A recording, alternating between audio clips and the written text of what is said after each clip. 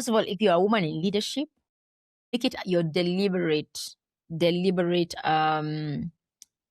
KPI to hire women, qualified women, because they exist. Sometimes you say, oh, but women exist. Oh, they will perceive me badly for hiring women. Let them perceive you badly for hiring women. I always say, let them perceive you, but hire qualified women who will then create a room for other women. That is one thing that needs to be happening. These are called for the women in leadership. The second part is let's create deliberate pipelines for women, starting at high school. Yeah. Teach women that they can be leaders, they can be engineers, and not as a token process. Sometimes I see these programs for women and girls. I'm like, you're tokenizing these girls, and they know they're not stupid. They know, oh, we are coming to give us a talk on STEM and this. No. Make them do hard things.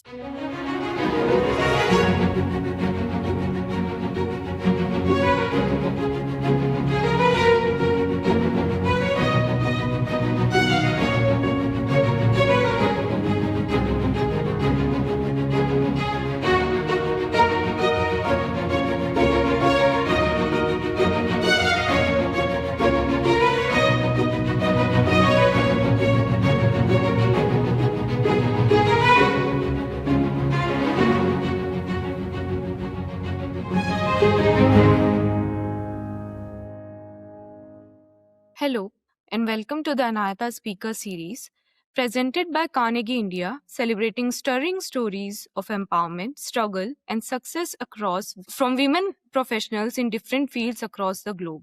The stories we hope are bound to inspire young professionals. I am Sumbul Jahangeer, digital content producer at Carnegie India. Today, we are delighted to have with us Dr. Shikoh, CEO of Qhala, a digital innovation company driving Africa's digital transformation. With over a decade of experience in emerging markets, she has led innovation across agriculture, education, health, payments, retail, and renewable energy. She founded Safaricom Alpha, Africa's first corporate innovation hub, serving as Chief Innovation Officer and leading Safaricom's digital shift. At the African Development Bank, she guided governments in ICT adoption and co-authored the Digital Government Blueprint. Her experience at Google and Microsoft strengthened her ability to bridge business, government, and technology. Holding a PhD and MSc in computer science from University of Cape Town, she is a women in STEM championing committed to empowering women and building Africa's startup ecosystem. Thank you so much, Shikoh, for joining us today. We have been really looking forward to this conversation. Thank you. It's a pleasure to be invited and an honor to be invited to this conversation. Hoping you are going to have some fun. So, Shikoh, to just start off, you grew up in Mathare and have spoken about a movement of watching a woman receive a PhD on television, which stayed with you. Could you take us back to those early years and tell us what shaped your belief that you could build a life in technology and innovation? Okay. So I always say when people see me, they think I started thinking about technology when I was a young person. When I was growing up, I'm quite I'm a millennial, so we are quite aged in terms of we did not grow up with technology, so we didn't have that kind of aspiration. So and I was brought up in a poor household. Yeah, your typical poor African story could have been me. Any of those photos that you see of poor Africans could have been me. And having parents who did not go they went up to primary school, so they were not very educated. They didn't have the opportunities to be able to, at that time, have a government job or whatever. They actually, it was not the kind of outlook that people like me don't make it in life. That's what they say, right? And I'm grateful because of the opportunities that are made possible for me. I went to a public school, very overcrowded public school for my primary school. And it's that time when I was 9 years old, I saw a woman graduate with her PhD at a neighbor's TV. And it's a photo. I feel like I don't know about your spirituality, whoever is watching here. I feel like it's God putting a picture of myself in the future to have something to live for, regardless of what the next 20 years are going to look like. Because that next 20 years were going to be hard. Having to go through primary school and then go through high school and go through university. I had a picture of this woman in my head that I wanted to be when I grew up. And in high school, I met an amazing woman who was my maths teacher. And she's the one who told me, you're really good at maths. And you know, when you're 15, 16 and somebody says you're good at something, you're like, I'm good at something. And especially maths, not even like any other thing. So this woman really spoke into me in what I wanted to be. And she was like, you can be an amazing person when it comes to mathematics. You can do better. You can do something good with your life. And you know, when you have something encouraging, somebody encouraging you at that age, you believe them. So I started believing I'm good at maths. And I started doing well in maths. I really did very well in maths in high school, which then landed me when I was going to university. I then landed at a university that was not teaching any other program apart from computer science, theology, and commerce. And theology, I always say I love God with everything that I have. I wasn't going to do theology. And then there's commerce. I felt like I hated accounting in high school totally. I know, like somebody loves maths but hates accounting. There are people like us, many of us. And I just did not want to do commerce. But computer science was natural for me. It had all these maths, calculus, statistic, differential mathematics. I saw that curriculum. I'm like, yeah, this is me. I'm going to do this computer science.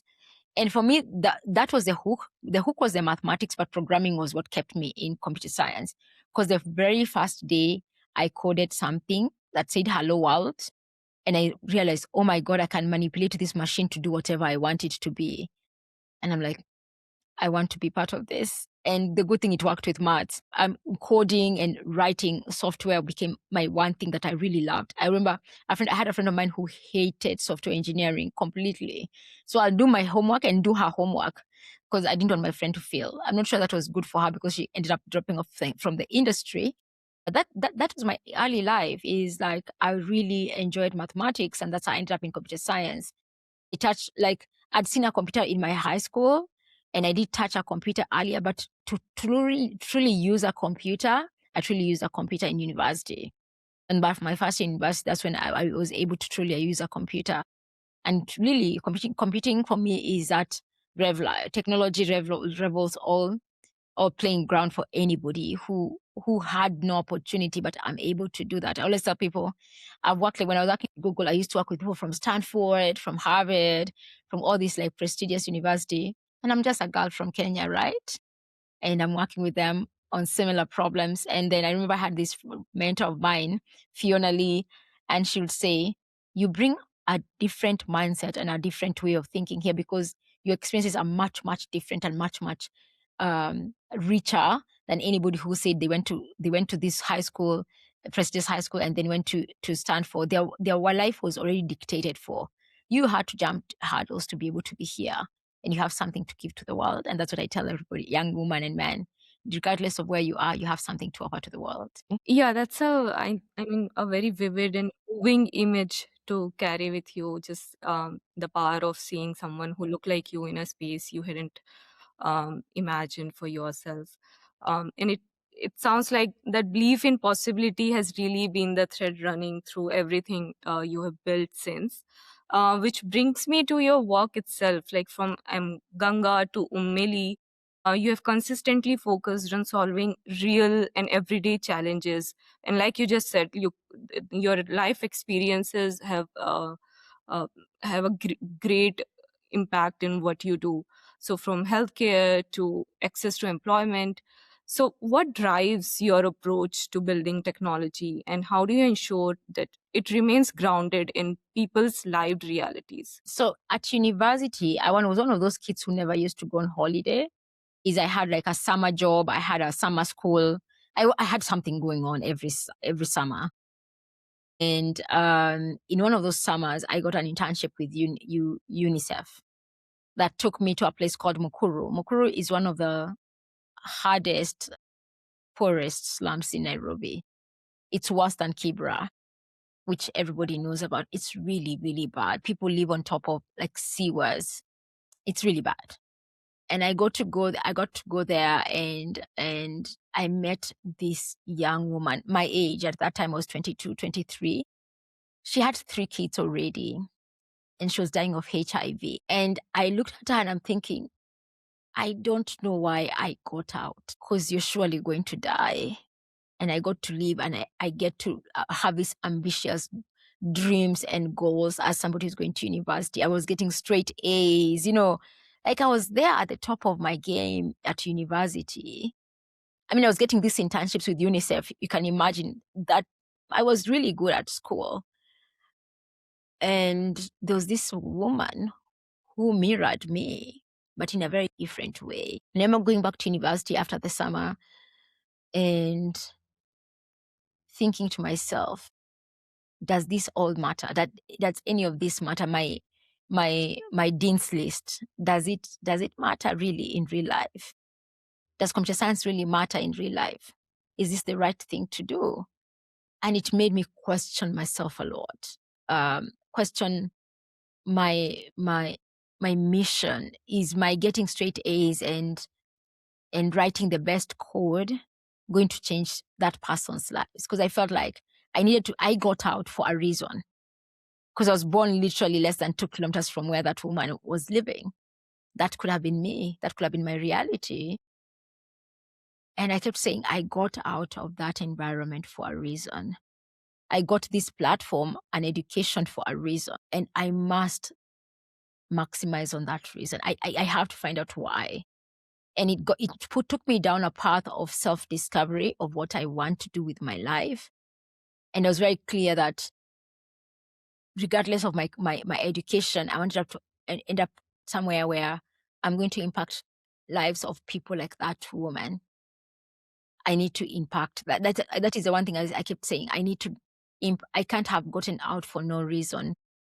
My calling was tied to my getting out of that environment, getting out of a slum, and being able to pursue dreams and visions. That is what I knew for sure for myself.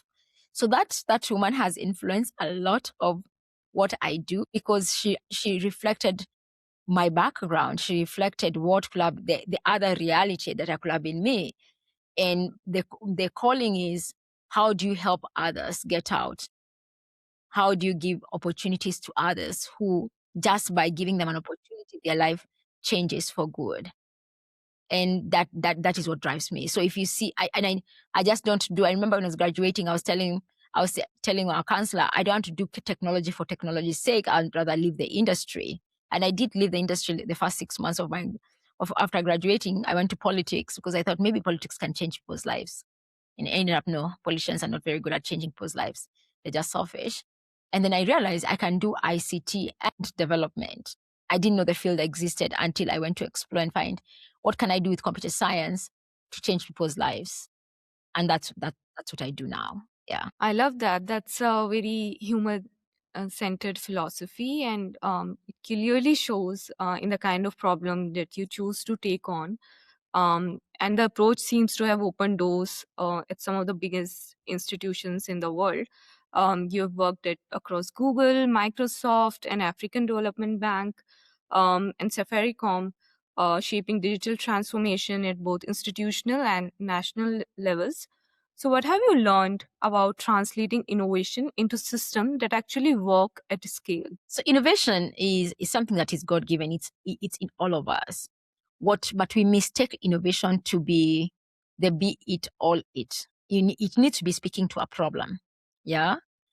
And which means that we need to be constantly and continuously looking at, how do we solve for N? And then the innovation comes in at that time. Sometimes what we do is we innovate and go and find a problem that innovation is solving. And the only way to do anything at scale is, if this is a pain point for 1 million people, those 1 million people will find another 1 million people. Yeah. So it has to be a pain point for people for it to scale. And that has worked for me. Is when I did Umeli, which was for young people, it started with 30 women. who are looking for jobs. 30. It ended up being used by more than 1 million people.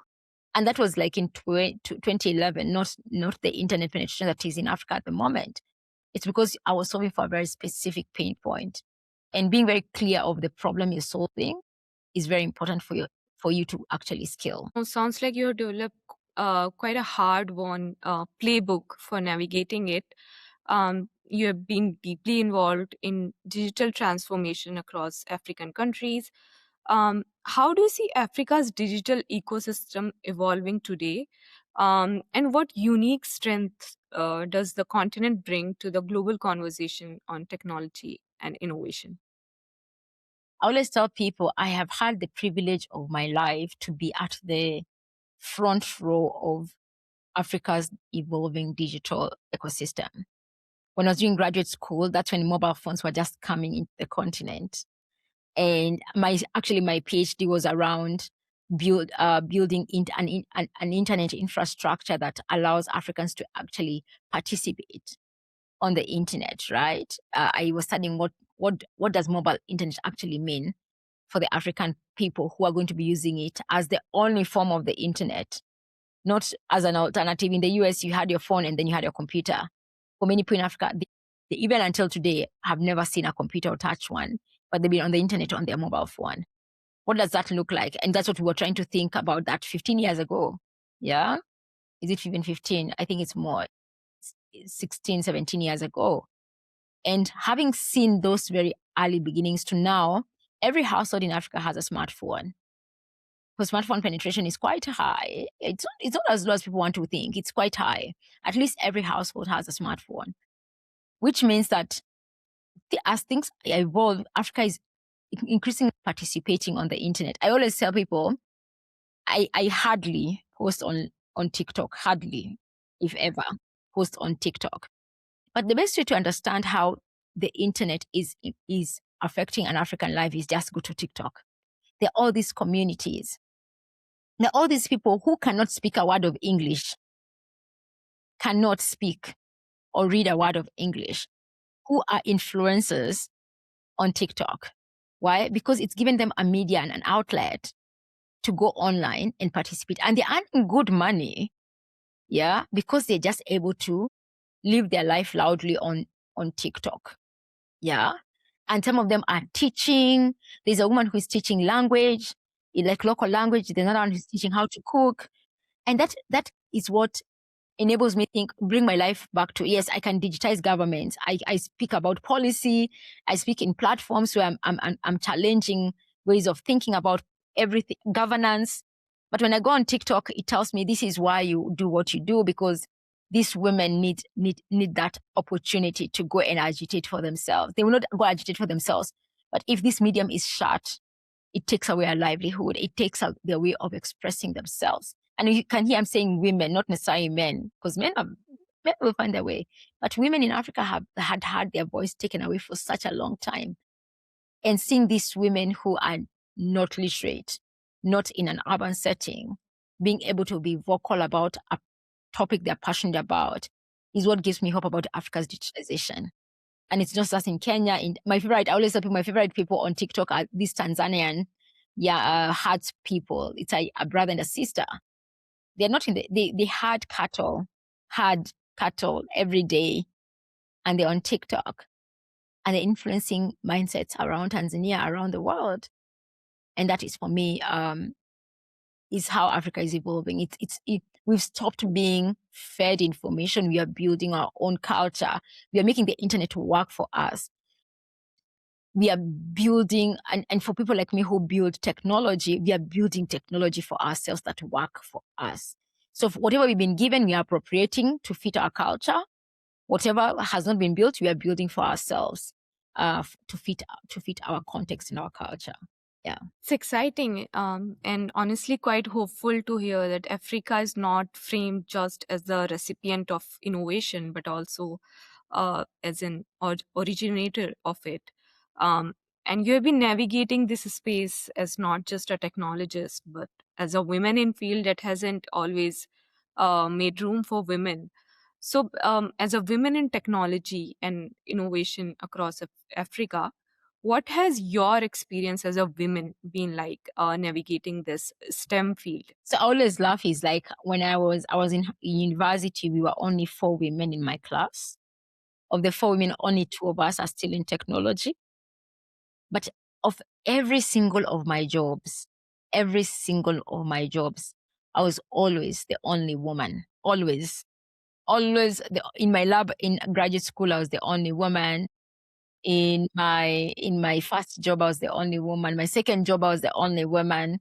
And then you can add like I was the only one and black woman in many of these environments. So I had all this double. I had a double bias, or actually triple bias. I was a black woman who is African, and that could be a disadvantage to many people. But I took it as an advantage. I took it as an asset. The way I look at life and the way I perceive things is very, very different. I'll bring something totally different on the table. Regardless of which table you're putting me on, I will bring and it's not because I'm forcing myself to bring something different on the table. It's because that is who I am. I don't know another way of thinking about it. But things have changed. There's people nowadays when I go into like a room, like this whole week has been quite crazy in Nairobi. But every tech room, every place, there are many, many women who are there now. But the sad thing is, these women are not yet building. I was asked to nominate a few women for something, and I couldn't find enough women who are doing this. So while we have increased the number of women who are in the tech space, we need to have more women who are builders in the tech space. And that's, if you come to our office, we're 60% women. And 60% is across all departments in engineering and whatever. We are trying to encourage more women to be in these spaces and doing it fast, ensuring that we are hiring women who are qualified to work with us. Thank you for being so candid about it. So, what's one change the tech industry needs to make today that you think will ensure that 10 years from now, women are not just participating in technology, but leading it in far greater numbers? First of all, if you're a woman in leadership, make it your deliberate KPI to hire women, qualified women, because they exist. Sometimes you say, oh, but women exist. Oh, they will perceive me badly for hiring women. Let them perceive you badly for hiring women. I always say, let them perceive you, but hire qualified women who will then create a room for other women. That is one thing that needs to be happening. These are called for the women in leadership. The second part is let's create deliberate pipelines for women, starting at high school. Yeah.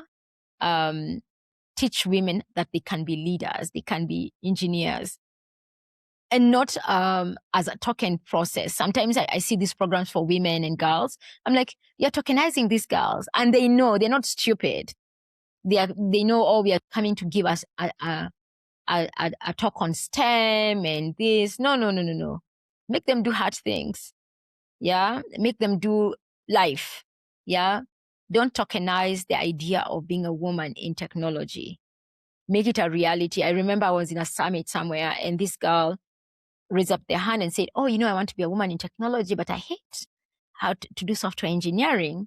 And I was like, sweetie, you have an engineering degree, yes, and you hate doing software engineering and you still want to be a woman in technology? I'll be right on your face and telling you you're doing yourself and the women around you a disservice. Being hard on these girls is very important because it allows them to see life as it is, not life as it is from their own lens. Yeah, because it is not soft life. Being a woman in technology, you're fighting battles that other women in other places will not. You're fighting misogyny that even until my big age right now and my big profile right now, there are places where I go to and people still look down on me. Yeah. But I have done my work. I have done my homework. I do my best to ensure that I'm presenting the gender very well and building that pipeline of hard women who can be able to do stuff is extremely important. And as a woman, don't shy away from hard challenges. Go and learn as you're doing it. Do you think men actually understand So I'm always hiring. And every time you're interviewing somebody, I'm thinking, I know you don't know what you're talking about, but I give you the kudos for showing up for this interview. But women will not even show up for that interview. Yeah. So give yourself a KPI to be hard on yourself, to do something out of your comfort zone. Because that success in this field is miles away from your comfort zone. I will not lie to you, it's 2 seconds away from your comfort zone. It's miles away from your comfort zone. So start running now. That's a clear-eyed call to action, and it feels grounded in everything you've lived and built. And speaking of building, I want to turn to where you are right now, because Qhala feels like a real culmination of everything you've worked towards. So with Kahala, you are working on enabling digital transformation across sectors. Uh, but what excites you most about this phase of work? And what kind of future are you hoping to build through it? So I love because as I mentioned, I've grown up through technology, right? And we are at that cusp of like AI is taking over the world. And what I'm loving about what we're doing at Qhala is we are forging some initial foundations that generations from today will be benefiting from. Yeah. And that's what I love about what we do is we're not just doing this for the sake of doing or for the sake of PR. We are doing it to create foundation for other generations to come and build on top. And that's what I love about my job, because my job allows us to do things that are crazy and start things that many people believe will not work. But once it worked, other people come and build on top of it. And we've seen it over and over for the past 7 years. Is we start something and within months, within a year, somebody else is saying, oh, we are going to do that thing that Qhala started. And I'm happy because we're catalyzing the ecosystem for other people to build. And AI is one of those things that was a forbidden topic 3 years ago. Just 3 years ago, can you imagine? If you spoke about AI, everybody thought, yeah, it's another bad wagon that everybody's jumping on. But now everybody's on it. When we started working on it, everybody's saying, Shikoh, this is just hype. Look, the things that we put, the policy document that we put at that time is what people are using right now. And that's what I love about what we do. Just being a bit of a pioneer in our work is quite exciting. Yeah. Now I want to move to a little bit of a fun part and of this conversation, and then we can wrap up. Uh, Chico, quick answers. First thing comes to your mind. So this is like a rapid fire round. Should you go? Yes. So you have been to India. We have met you at Carnegie India's events also. So what's one Indian dish you would happily take back home to Africa? Is that butter chicken? Yes. No, chicken. Okay. The one that it's the vegetable one. Not, but I find butter chicken too rich. But I love the one that has vegetables. Yes. Yeah, interesting. One everyday problem you think, why hasn't technology solved this yet? Empathy. We are not kind to people, and technology cannot solve for it. And we need to be kind to people every day. Yeah. Yeah, 100%. I think that's something that technology will never be able to Yeah. solve. A place in Africa everyone should visit at least once. Kenya, of course, Kenya. But to be specific, you need to go to Diani. It's like the most beautiful coastal space in the world. Interesting.